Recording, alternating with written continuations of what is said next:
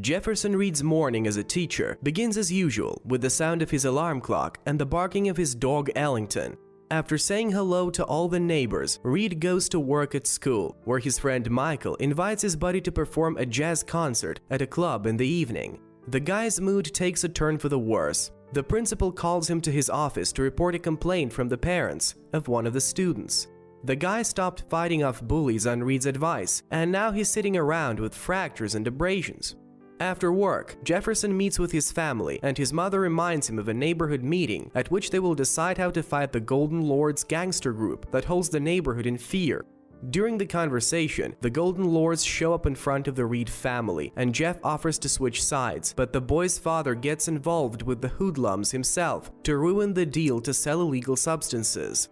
A police car saves the old man, but the gangsters promise Ted a quick meeting. Jefferson is going to a concert, but his car is out of gas and he has to go to a meeting to borrow money from his parents. When the guy returns, the car is not only missing gasoline, the hooligans have managed to steal a stereo and a double bass. From a dark alley, Jefferson hears a woman screaming and goes to help. Reed notices the two little ruffians, but when he gets close, a whole army of Golden Lords appears out of the darkness. Reed flees and has to hide in a dumpster. One of the hooligans finds him, but does not turn him into his ringleaders. 6 hours pass before Jefferson decides to come out of hiding. After looking around, the guy is about to go home, but suddenly everything lights up green and he sees a fiery meteorite flying at him. There's no escape from the space rock. It pins Jeff against the wall and burns him inside.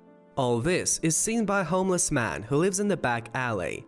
He calls an ambulance, but before he does, he picks up the rest of the meteorite from the ground. Jefferson is brought to the hospital with severe burns, and all night the doctors save his life. When the guy is transferred to his room, Michael comes to him and prays for his friend, remembering to take time with the pretty nurse Vanessa. Vanessa tells Jefferson that his condition is improving rapidly. At the same time, the other doctors look at the patient's scans and tests with amazement.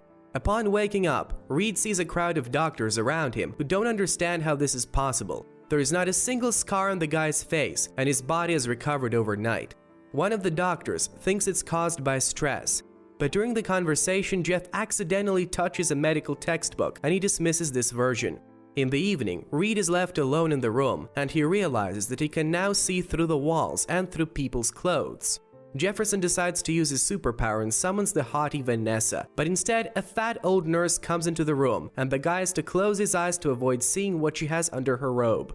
Simon Kane, the leader of the Golden Lords, gathers the gang and announces to them that they have successfully occupied the market of illegal substances and now he wants to conquer New York. The gangster immediately reports this to his boss, Mr. Byers. Jefferson returns home and the first thing he's gonna do is feed the dog. But when Ellington starts barking, the guy understands everything the dog says and can answer him. Reed tells Michael about it, but at first his friend doesn't believe him, and only when Jeff touches the magazine and tells his buddy what it says, the guy realizes that Reed has gained superpowers. At the same time, the homeless man opens a box with a rock and, charged with the power of his mind, takes a cup to make him coffee. Jefferson's father finds himself alone on the street and attacked by a gang. Jeff sits in the teacher's lounge in a meeting and examines his female colleagues, telling Michael what they have under their clothes. But then he has to be distracted. Through the walls, Reed sees school children wreck his car. When the teacher reaches the house on foot, he sees his father with signs of a beating. At this point, the Golden Lord's car stops nearby, and when they're about to attack the family again, Jeff spreads them out with his bare hands. In the morning, Jeff walks to work. In the alley, he's overtaken by gangsters who open fire, but not a single bullet hurts Reed. The gangsters return, but Jeff jumps from them onto a lamppost where more trouble awaits him. A couple think he's peeking at their window. Jumping off the pole, Reed smashes the asphalt and blows out the windows in the houses. There's talk of an earthquake on TV, but Jeff tells his father the truth, and the old man thinks his son should now help the world fight crime. His mother has sewn him a shiny superhero costume to do so. Simon doesn't believe the story about the impenetrable Reed, and he orders the mercenaries to put the guy under surveillance. At the meeting, everyone thanks Jefferson for his help, and the locals appoint him savior of the town and assign him to patrol the streets every day, fighting the Golden Lords. During the meeting, a photographer takes memorable pictures, but they show Jeff as a green blur. Reed is about to tell everyone that he doesn't want to be a superhero, but when he gets home, he finds out that bandits attacked his roommate, and the guy promises not to let that happen again. Jeff's mom keeps sewing him costumes, and Michael helps him train to fly. The neighbors are supportive of the guy, and he happily shows them his abilities by frying eggs with his laser eyes. Finally, Jeff flies into town, patrolling the streets. The superhero finds a bandit factory and ruins it by blowing away all the powder. He stops the robbers, helps the cops in a shootout, and helps the locals. There is a lot of talk on TV about the new hero, and many imposters show up in town. Byers learns of the $1 million damage the flying hero has done to his illicit substance factory. The businessman sets a reward for catching the Meteor Man. At night, Reed clears a small patch of landfill and creates a vegetable garden, forcing a cloud to water it at once. Already in the morning, reporters gather outside the garden to show off the huge fruit, capable of feeding thousands of people. Jeff stays late after school, checking the students' notebooks, when suddenly a gang enters his office, and Simon is going to reprisal the teacher, guessing that he is the Meteor Man. To his friend's aid comes Michael, who pretends to have heard another news story about a superhero, and comes to Jeff to tell it. While Reed is sleeping, someone sneaks into his apartment and steals his suit. On the radio, Jeff hears another liar being interviewed, and this time, he recognizes his friend, Michael. Simon also hears the Meteor Man interview, and the gang arrives at the mall. Jeff tries to help his buddy, but his strength is not enough to knock the guns out of the hands of the bandits. The guy manages to move his friend away from the gangsters, but Simon notices who is controlling Michael. His parents throw Jeff a party, where neighbors ask him to help their relatives in other towns as well. Reed doesn't have time to answer anything. A gunshot rings out outside, and the guy finds his mother in Simon's arms. The bandits open fire on the crowd, and Jeff saves everyone, but there is blood in his hand, and the guy realizes that he's losing his power.